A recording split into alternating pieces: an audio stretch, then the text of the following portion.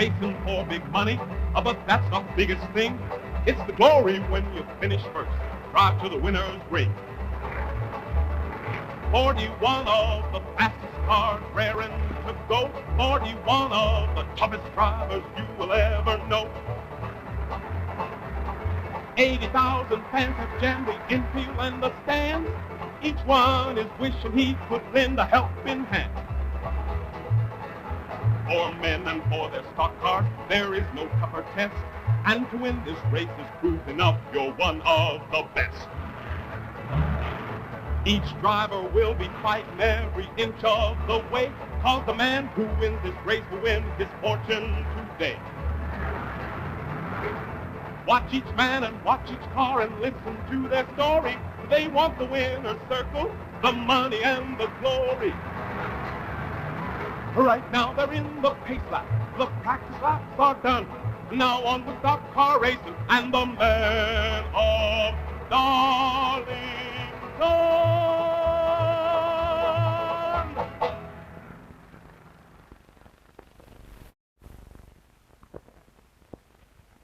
Attention in the pits. The track is now open for practice. A week before the race, the practice laps begin. You try to gain a second, it might be enough to win. You take it kind of easy as you hit the first turn, 'cause every year this track has something new for you to learn. You make the second turn and head full speed down the track, and when you reach the third turn, you gotta hold her back. The third turn is the tricky one. It makes the driving tough, but the men out there will tell you they never get enough. It takes about 10 seconds to make turns 3 and 4. 10 seconds on a tightrope, then the throttle to the floor. You make that lap in 40, and that's pretty darn good time. But let's just see if you can't make the next in 39. Hour after hour, you work right to the last. You work to make her steady, boy. You work to make her fast.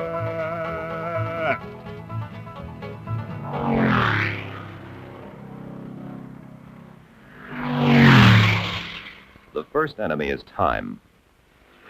Later, there will be 40 cars to beat. But now, beat the clock. 1 second faster per lap is almost 3 miles an hour. Other drivers watch, wondering how fast they must go to beat you. Run the car as fast as she'll go, then back to the pits. Make it go faster. Here you see what you're up against. 40 of the toughest drivers, smartest mechanics, and fastest equipment in the racing business. Some drivers, like national champion Joe Weatherly, can tell his mechanic Bud Moore what he wants. Some, like Junior Johnson, say almost nothing, but they'll race anybody till the wheels fall off. Some, like Dave Pearson, work together with their mechanic, checking and approving the adjustments. Some, like Fred Lorenzen, are mechanics in their own right, but no matter how hard they work, there's always someone out there running faster. Then, as the mechanics race against time to get the cars ready, qualifications begin. Fastest cars on the first qualifying day will lead the field at the start of the race. This battle to be fastest draws a record crowd. It's a 4-lap run to the checkered flag. The cars are so closely matched that only the electric eye can sort them out, but the fans know who the hot ones are. The first driver to bring the crowd to its feet is Junior Johnson, wheeling Chevy number 3. Johnson's first lap, a record-smashing 133.5 miles an hour, breaking Fred Lorenzen's old record. To Fred, waiting in the pits, this is not defeat, but a challenge. Johnson roars through the 4-lap run at a record speed of 133.4 miles an hour. Now, it's Lorenzen's turn. His Ford eases into a warm-up lap, and here he comes.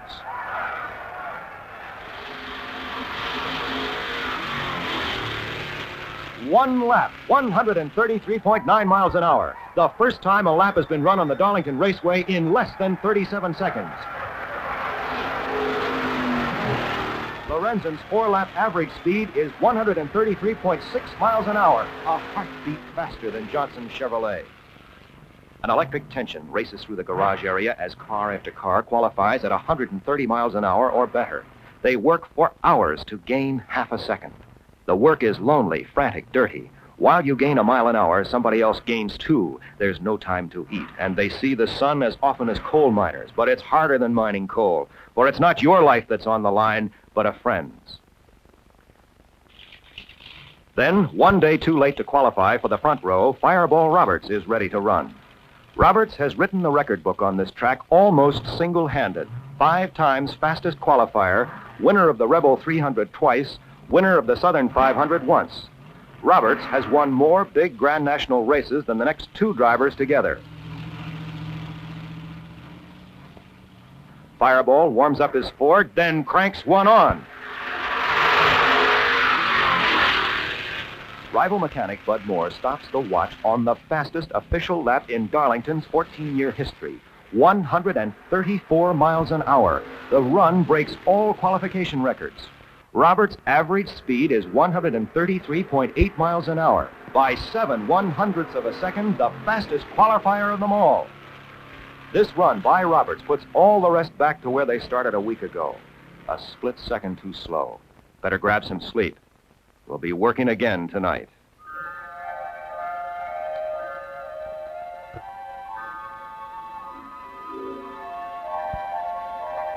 No, it's not a mechanic's nightmare about Fireball. It's the big parade in Darlington.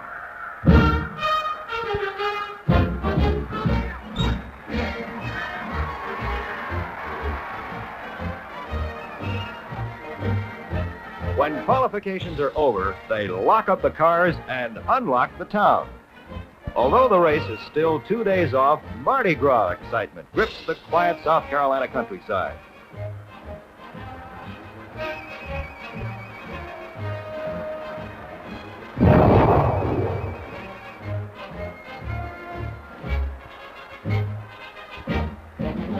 In the twinkling of an eye, businessmen turn into clowns, and the girl next door suddenly becomes a beauty queen.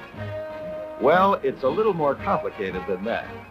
These are some of the contestants in Carolina's grandest beauty pageant. A few hours from now, these girls and others who have won beauty titles all over South Carolina will gather at the raceway to be judged in a contest to select Miss Southern 500.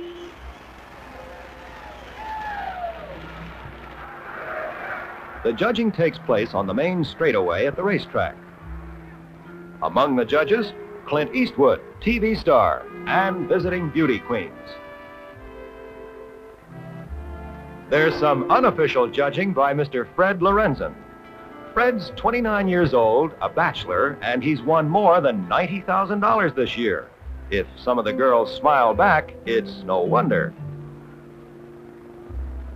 Bob Calvin, president of the track, is on hand to help out a friend. Boo-hoo, says Bob. It makes an old man cry.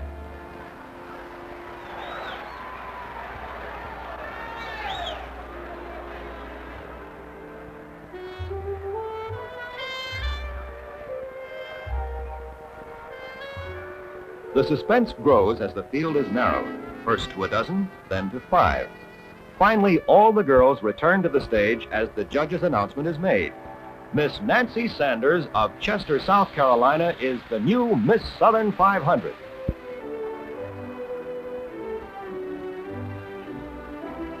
She receives her royal crown from Joyce Brown, retiring queen, the first of more than a score of awards that go to the winner. George Brain of the Pure Oil Company presents one of the gifts, a mink stole.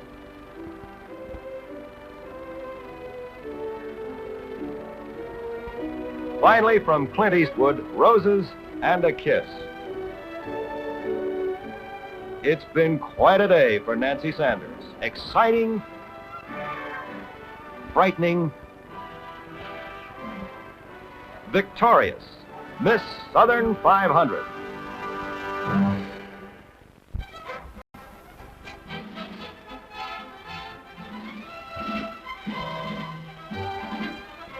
Because of automobiles, just about everything in America is portable, including cities. From above, the infield is an amazing sight.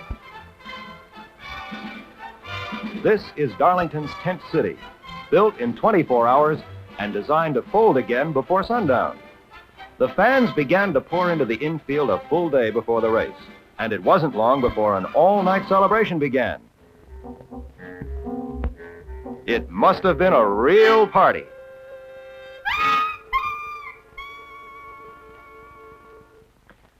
Suddenly, it's 11 o'clock, Labor Day.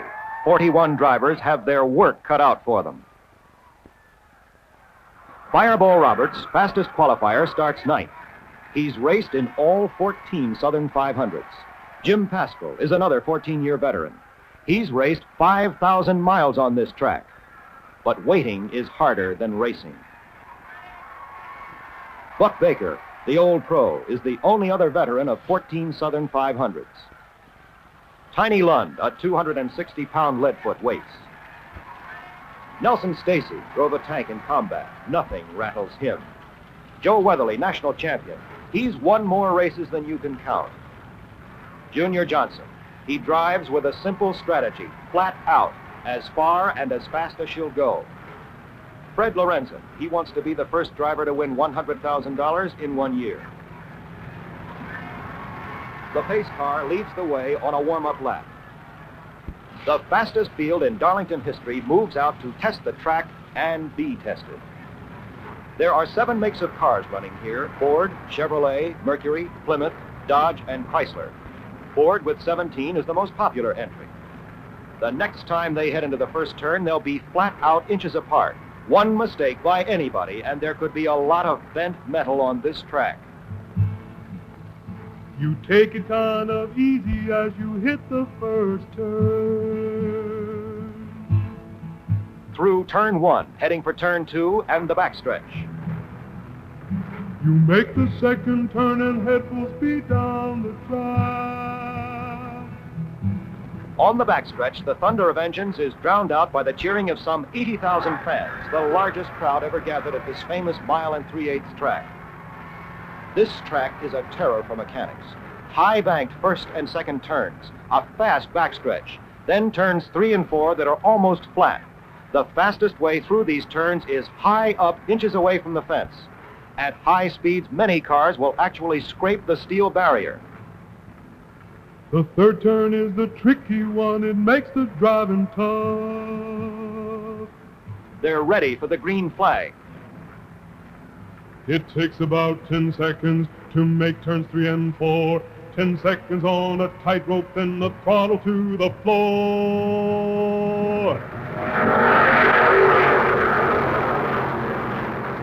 They're racing. Fred Lorenzen jumps to the lead.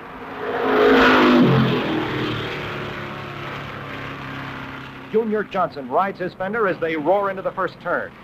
Safely through turn 1, strung out now in the fast groove high on the track. Lorenzen holds the lead as they hit the backstretch.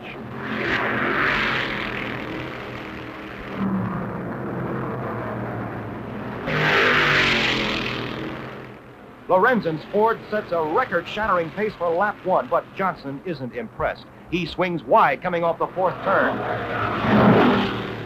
Johnson Chevrolet leads. Lorenzen's first lap was more than 130 miles an hour, but here come the challengers. Marvin Panch's Ford number 21, traveling at fantastic speed, takes 3rd place. Hanging back in 8th position, Fireball Roberts, number 22.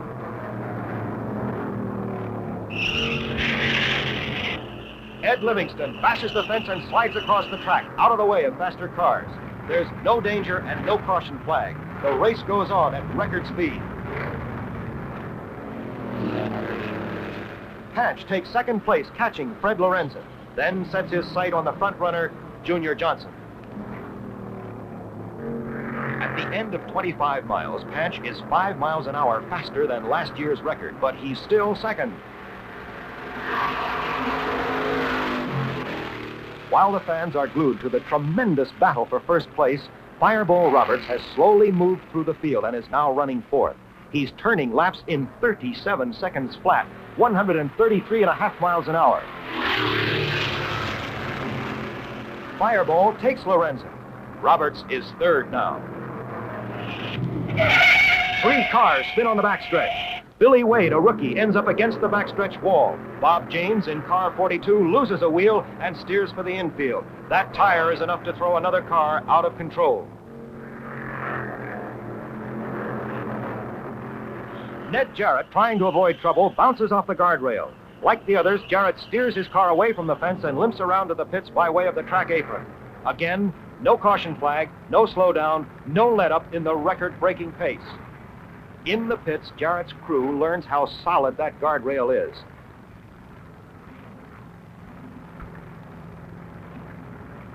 Jarrett's Ford will run again, but the former national champion hasn't got a hope of finishing among the leaders. 100 miles down, 400 to go, and regular pit stops begin.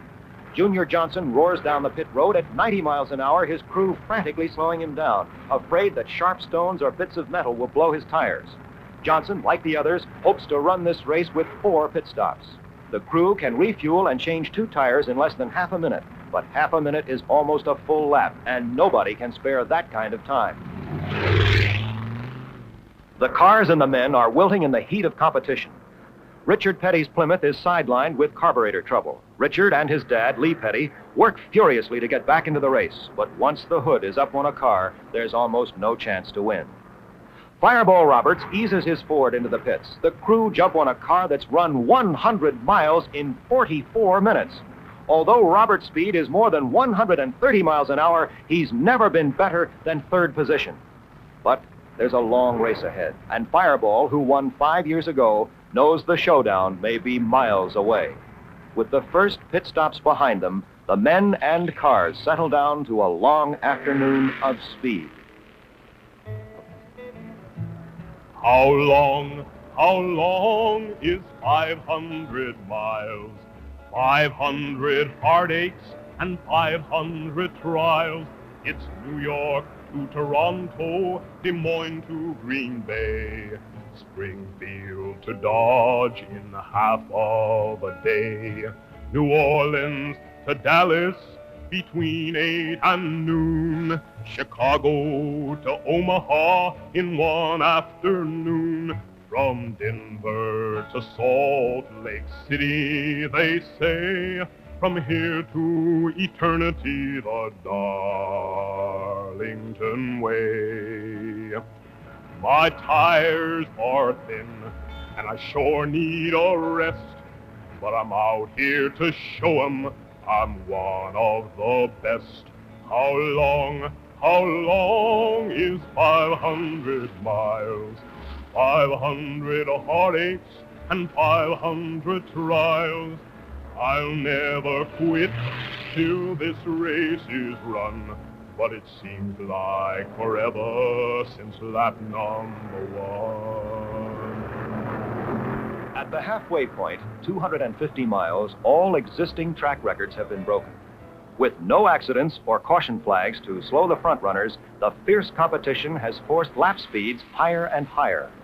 Marvin Panch has the lead, but 3 other cars trail by a few seconds. Suddenly, one of these, Fred Lorenzen, makes an unscheduled pit stop.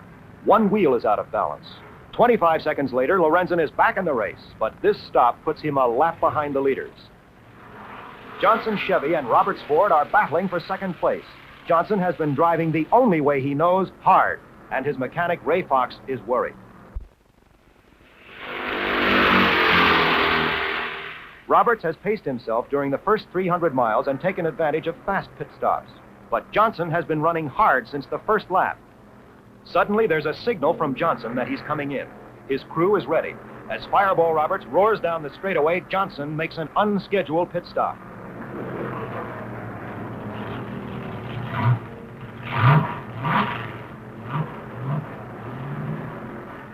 The hood is up on Junior Chevy. A cracked cylinder has overheated the engine. Johnson, the poultry farmer from Ronda, North Carolina, has overcooked this bird. Junior Chevy, after running 134 mile-an-hour laps, is out of the race. Ray Fox, Jr.'s mechanic, has nothing to worry about anymore. But Marvin Panch does. Fireball Roberts is running him down. Pancho has the lead, and he's got winning on his mind. Pancho's car is flying, but Fireball's close behind. Many years and many miles have gone before this race. And all the skill that each has learned will go into this chase. This is the 14th time they run this race at Darlington. 4,000 miles on this track, each one of them has run. Fireball was the winner in 1958. Will he win it now? Has he made his bid too late? In stock car racing, everybody knows the Fireball name. Win today for Pancho. Would shoot him in for fame. But fame is not the only thing that's on this driver's mind. There's $20,000 waiting at the finish line. The throttle to the floor, and then it's, come on, car, let's go. Each man is straining every nerve to make a final show. Fireball was in 9th place when the race began. But slowly he's moved up until he's caught the lead man. Fireball played a waiting game since early in the day, passing some while others had to drop out on the way. Lorenzen had to make an extra stop and he was through. And then all of a sudden Junior Johnson's engine blew. And now Fireball's tired of waiting and he's gonna make his play. But Pancho's #1 and that's where he intends to stay. Fireball says he wants first place and won't take nothing less. And now he passes Pancho in the Fireball Express.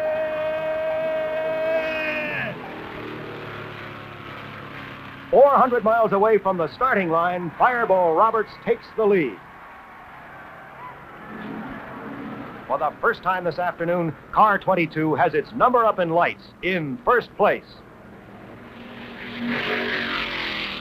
Roberts, with 100 miles to go, keeps his foot on the throttle, but Marvin Panch is out of the high groove, slowing his car. Panch is heading for the pits, and he's having trouble trying to slow down. He's trying to coast to a stop, cutting his wheels from side to side. Hydraulic line failure has left Panch without brakes. As Panch crawls into the pits at 5 miles an hour, Roberts is running wide open.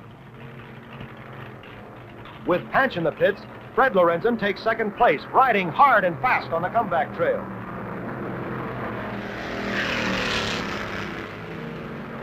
Lorenzen's extra stop threw him a full lap behind the leaders, but Fred has been running 134 miles an hour, breaking all track records in an all-out bid to win. Roberts' crew knows that Lorenzen must make one more stop. He doesn't have the fuel to go the distance. Roberts is told to slow down. The tread is worn on his right front tire, and he's still got 40 laps to run. Lorenzen takes first place, but his crew warn him that a pit stop is coming up. Lorenzen gets the bad news and roars into the pits to take on fuel and tires. As Freddie stops, Fireball Roberts goes back into first place. The time it takes to drink that cup of water is worth $10,000.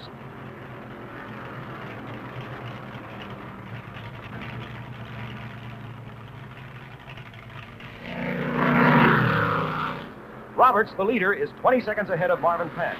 His average speed 12 miles an hour faster than the track record. Panch is racing down to the checkered flag. As long as there's no traffic, he's all right. But he can't hold power into the turns to pass other cars. Glenn Wood, his mechanic, watches helplessly. Lorenzen keeps the pressure on Roberts, although a lap behind with time running out. Roberts, his tires threadbare and his fuel almost gone, moves out of the way as Lorenzen gets back in the same lap.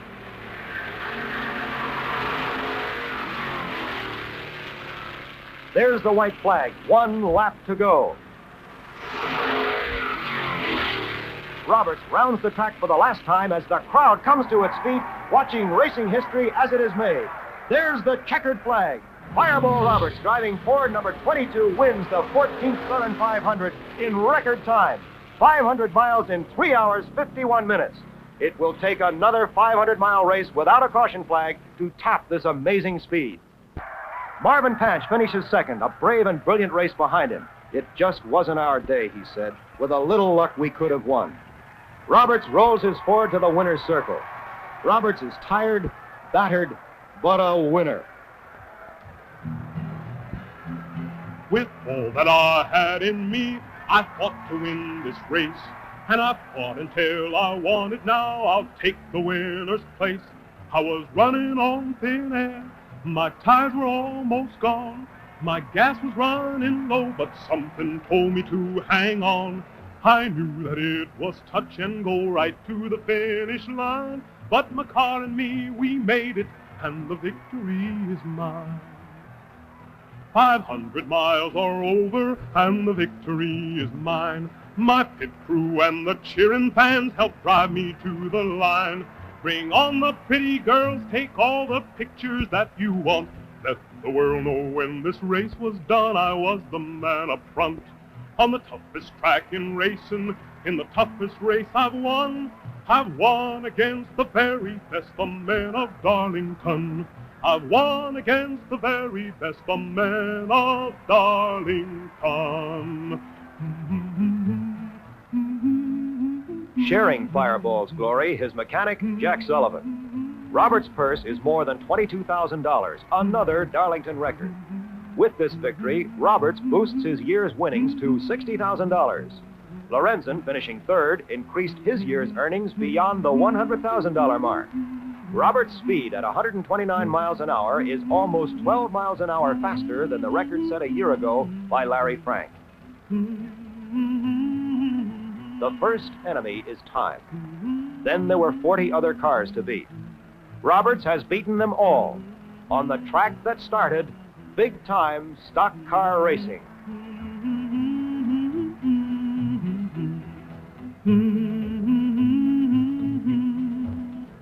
On the toughest track in racing, in the toughest race I've won.